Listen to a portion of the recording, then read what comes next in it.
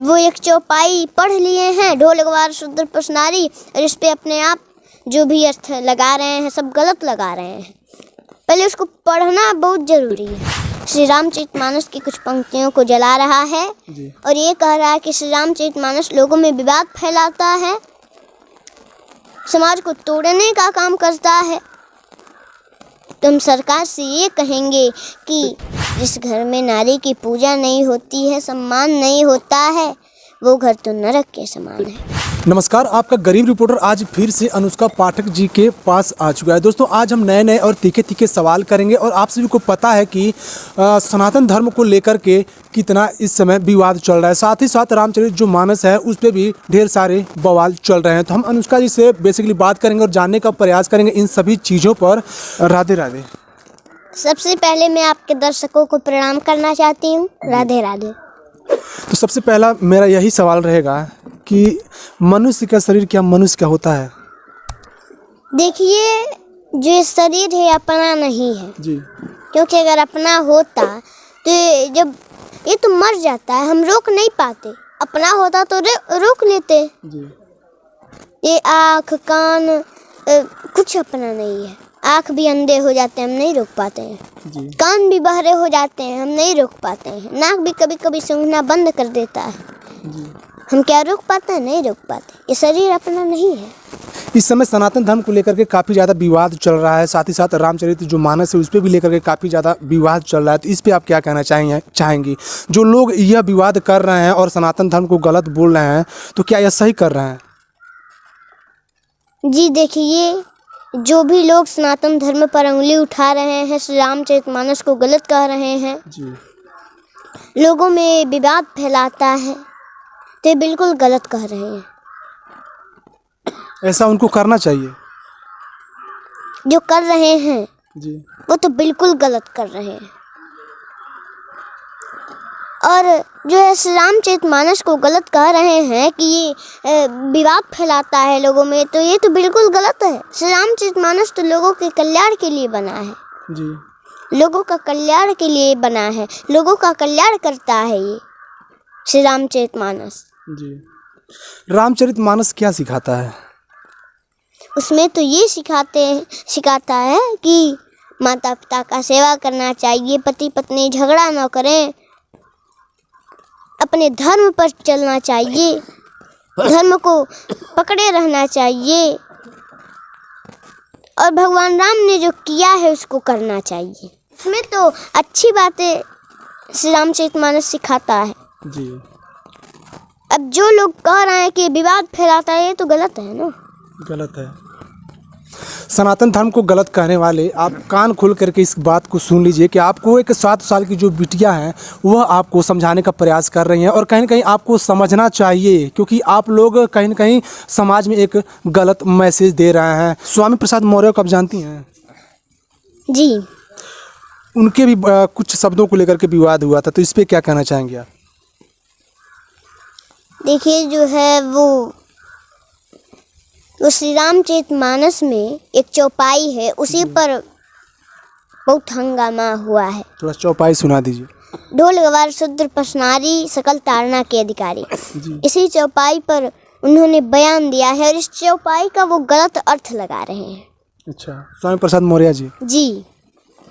इसका अर्थ तो ये है, जो ढोल होता है जी। उसको कोई भी हो पहले सीखना पड़ेगा कि वो कैसे बजेगा। वैसे ही पीटना शुरू कर दे तो फूट जाएगा। जी। बजेगा भी नहीं।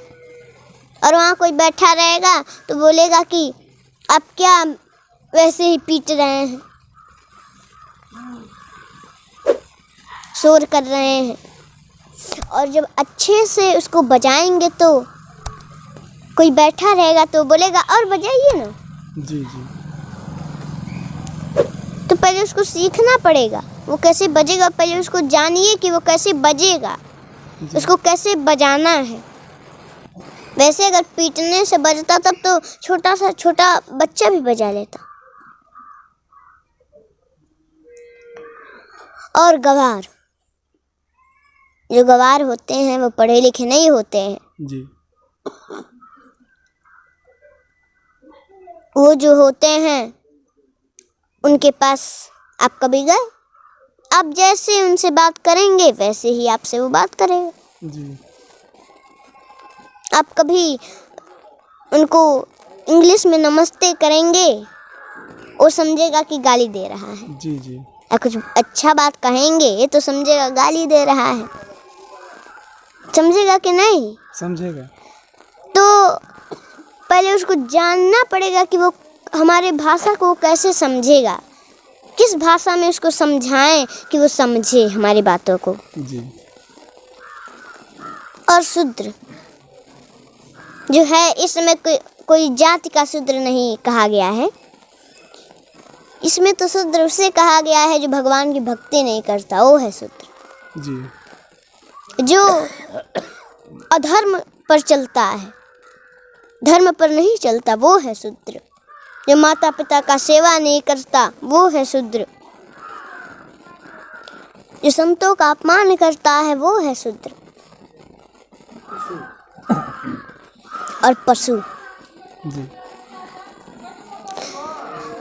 मान लीजिए आप कभी भैंस के पास गए या कोई भी जी जी जंतु, आप उसके पीछे खड़े हैं, सहला रहे हैं, बड़े प्रेम से उसको प्रेम दे रहे हैं, और कोई उसको कष्ट हो, पैर मार दिया, आपको चोट लग गई तो आप मारने लगे। तो ये क्या बात हुई? पहले उसको जानना पड़ेगा कि उसको क्या कष्ट है जी कि वो पैर चलाई, कौन सा कष्ट है, जी क्या परेशानी है, क्या बात है। उसके विषय में जानना पड़ेगा पहले। पहले जानिए फिर मारिए उसको। बिना कुछ जाने पूछे और मारने लगे, ये क्या बात हुई? अच्छा आप ही बताइए, गौ माता जो होती हैं उनका हमारे तरह मुंह होता है नहीं। कि वो अपने कष्ट को लोगों को बता दे नहीं कि हमें ये कष्ट है या कुछ बात है,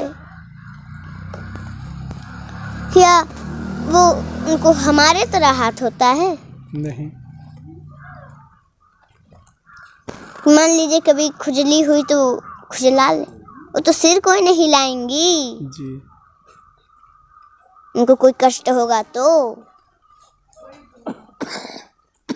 और नारी की बात जो रही, जी तो नारी तो पूजनीय होती है, आदि शक्ति होती है, नारायणी होती है। नारी जो होती है, जिस घर में नारी की पूजा होती है वो घर स्वर्ग के समान है। जिस घर में नारी का सम्मान होता है वह स्वर्ग के समान है। उस घर में सुख शांति हमेशा बनी रहती है। और जिस घर में नारी की सम्मान पूजा नहीं होती है, जिस घर में नारी की पूजा नहीं होती है, सम्मान नहीं होता है, वो घर तो नरक के समान है। मान लीजिए कभी जो माताएं होती हैं, तो मान लीजिए कभी कुछ बात को लेकर के वो गुस्सा हो, आप गए और मारने लगे तो और गुस्सा होंगी ना। पहले पूछिए कि क्या बात है, क्यों गुस्सा हो, क्या बात है।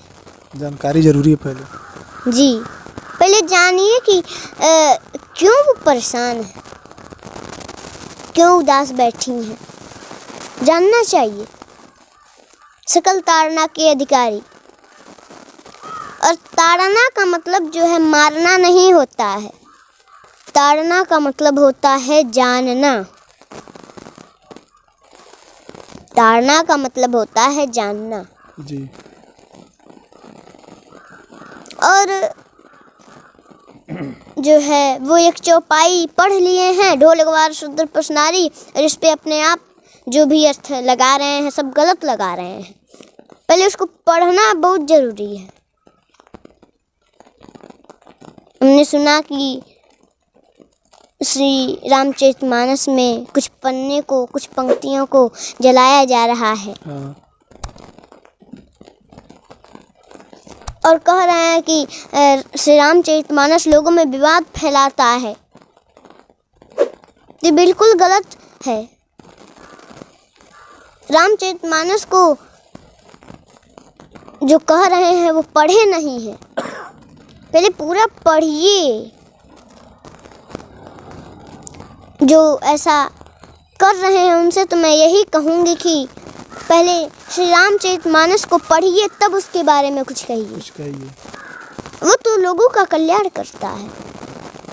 और जो भी श्री रामचरितमानस की कुछ पंक्तियों को जला रहा है और ये कह रहा है कि श्री रामचरितमानस लोगों में विवाद फैलाता है, समाज को तोड़ने का काम करता है, तो हम सरकार से ये कहेंगे कि उसको समझाएं, और अगर नहीं समझ रहा है बातों को तो उसको दंड दी जाए। कह रहे हैं कि श्री रामचरितमानस समाज को तोड़ने का काम कर रहा है, और ये कह करके हमको लगता है कि वही समाज को तोड़ने का काम कर रहे हैं। श्री रामचरितमानस तो समाज को जोड़ने का काम करता है, समाज का कल्याण के लिए बना है ये। और तुलसीदास जी ये इसलिए क्यों लिखेंगे?